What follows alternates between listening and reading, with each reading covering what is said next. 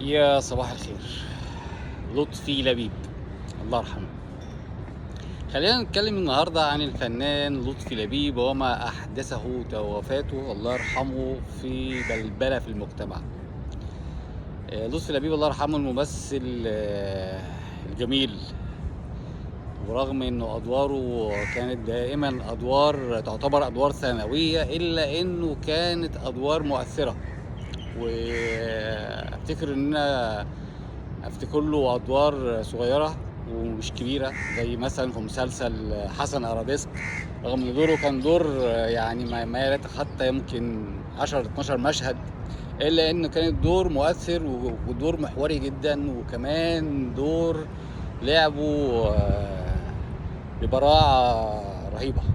لطفي لبيب الله يرحمه اللي اتولد سنه 1947 كان من الممثلين الرحماء، من الفنانين المؤدبين، من الفنانين البشوشين. فكان يحب كل الناس ويضحك مع كل الناس. وفاته الله يرحمه عملت كالعادة، وكل مرة في المجتمع يحدث هذا نبدأ نقول حرام ان احنا نترحم عليهم، على اخواتنا الأقباط.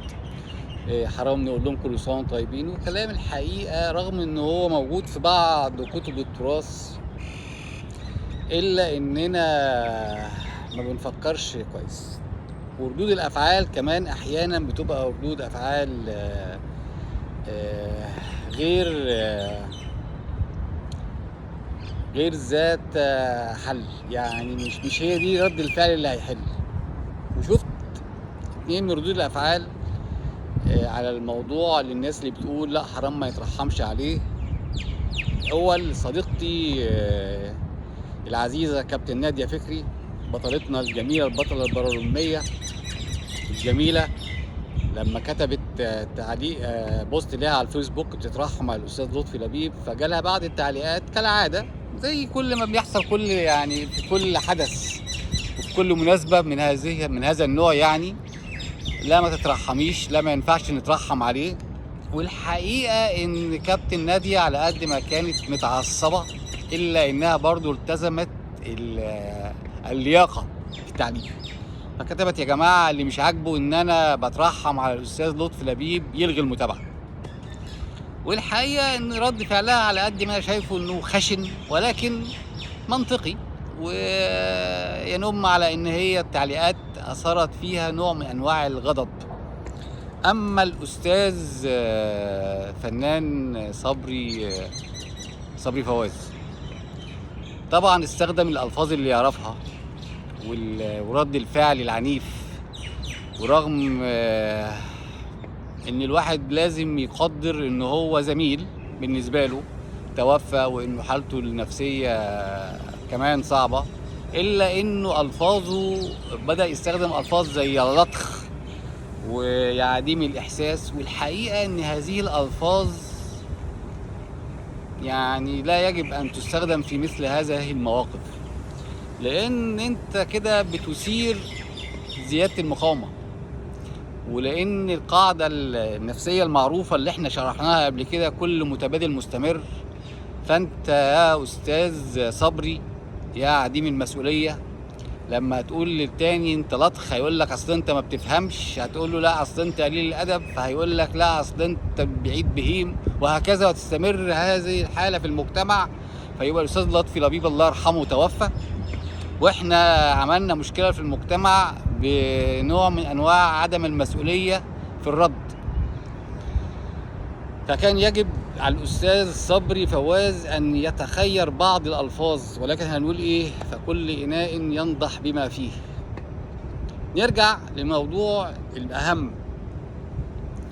والحقيقة الناس اللي بتقول هذا الرأي إن إحنا لا يجب أن نترحم على إخواتنا الأقباط أو على غير المسلمين عموما، يعني ولا يجب أن نتقبل منهم التهنئات والتبريكات في الأعياد، ونهديهم التبريكات والأعياد والتهنئات في الأعياد. الحقيقة هذا الرأي وإن كان موجود في بعض كتب التراث، إلا إنه رأيي أنا أعتقد إنه زيه زي عشرات الآراء اللي خرجت في زمن كان فيه الحالة الاجتماعية بتلعب دور، والحالة السياسية بتلعب دور، وكان بعض الفقهاء المخصوصين لهذه الأمور. لذلك ليس كل ما نقرأه في كتب التراث صحيح.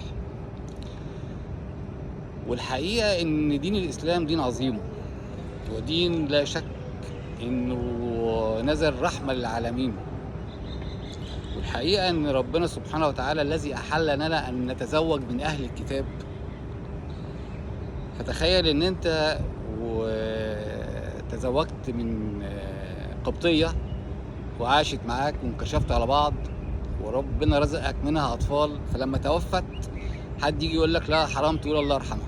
الحقيقة إنه يبقى يعني حاجة يعني غير قابلة للوعي، أو غير عاقلة أو غير متعقلة إن حد يقول لك كده. طيب بلاش، إذا ديننا قرآننا وربنا سبحانه وتعالى إلهنا العظيم أحل لك طعام أهل الكتاب، فطعام أهل الكتاب حل لكم. إنك تخش بيت واحد وتاكل أكله وعيشه وتاكل عيشه وملحه، جارك أو صاحبك أو اعتبر، ويتوفى، فيرجع الدين العظيم ده اللي أحل لك أنك تأكل من بيته ومن أكله ومن طعامه يقول لك لا حرام تترحم عليه. الحقيقة شيء غير منطقي بالمرة يعني. طب بلاش إنك أبوك تزوج قبطية ربنا رزقه بيك، بقيت أنت ابن لأب مسلم وأم قبطية، توفت الأم القبطية المسيحية، يجي واحد يقول لك لا ما تترحمش عليها. الحقيقة إنه عبث وجنون. ولكن أنا لا أعيب على الناس اللي أصدروا هذه المقولات، وإن كانت أعتقد إنها مش كلها صحيحة يعني في زمانها، ولكن أعيب على من يروضها وينشرها هذه الأيام. فإحنا الحقيقة دلوقتي يا جماعة المفروض إن إحنا خلاص بقى المعرفة بقت سهلة والبحث بقى أسهل، ولكن ما زلنا بنعيش في زمن البلبلة الفقهية. والحقيقة اللي بيقود للأسف اللي بيقود هذه البلبلة الفقهية بعض من علماء الأزهر والدين، لمجرد ان هم عايزين يظهروا وان هم يخالفوا ما هو مخلوف، فيطلع لنا برأي شاذ او رأي غير مؤكد علشان بس يثبت ان هو يعني الوادي الذي اتى بما لم يأتي به الاوائل. والحقيقة انا بتمنى من السيد وزير الاوقاف انه يحاول يضبط هذه الاراء، خصوصا في الاعلام وكمان على السوشيال ميديا. بما اننا بدأنا حملة التطهير والتنظيف، فلازم بقى تبقى الحملة شاملة كاملة. فما ينفعش ان احنا نحارب الناس اللي بيصرفوا تصرفات لا اخلاقية كتيك توكرز وكمقدمين محتوى، ونسيب الفنانين والفنانات ومقدمين البرامج يقولوا اللي هم عايزينه، او حتى الممثلين والمخرجين يعملوا اللي هم عايزينه في الافلام. فتخيلوا ان احنا الناس اللي احنا قبضنا عليهم امبارح دول وبنحاسبهم، في واحد فنان من الفنانين لم كل ده وحطه في فيلم ووافقت عليه الرقابة واتعرض في السينما بكل المشاهد، بكل الكلام، بكل الحوارات، بكل الايحاءات، بكل حاجة. لم كل هذا اللي احنا بنعيبه لم كله وحطه في فيلم، قال يعني بيعرض الواقع. يعني الواقع مجننهم. اصل احنا بنعرض، يا عم اهدى يا عم، خلينا نبقى احنا قاطرة التنمية، قاطرة الوعي، قاطرة السمو بالأخلاق، سواء كنا مطربين أو فنانين أو مقدمي برامج أو مقدمي محتوى. أرجو الناس تنتبه لهذا، وهيبقى لينا كمان فيديو في هذا الموضوع. ولكن إخواتنا الأقباط، إخواتنا المسيحيين، إخواتنا في الوطن وإخواتنا في الحياة ويشاركونا في كل مكان، وانا اعز اصدقائي اقباط، الحقيقه ان هذه الاراء اراء شاذه واراء غير معتبره. واستاذ لطفي لبيب الله يرحمه ويغفر له ويعفو عنه، وربنا يجعلنا كلنا من الرحماء يا رب. اشكركم على حسن المتابعه، متنسوش تعملوا لنا لايك وشير على فيسبوك وتيك توك، سبسكرايب على اليوتيوب. انا عمرو محمود، ودول كلمتين من القلب. صباح الفل.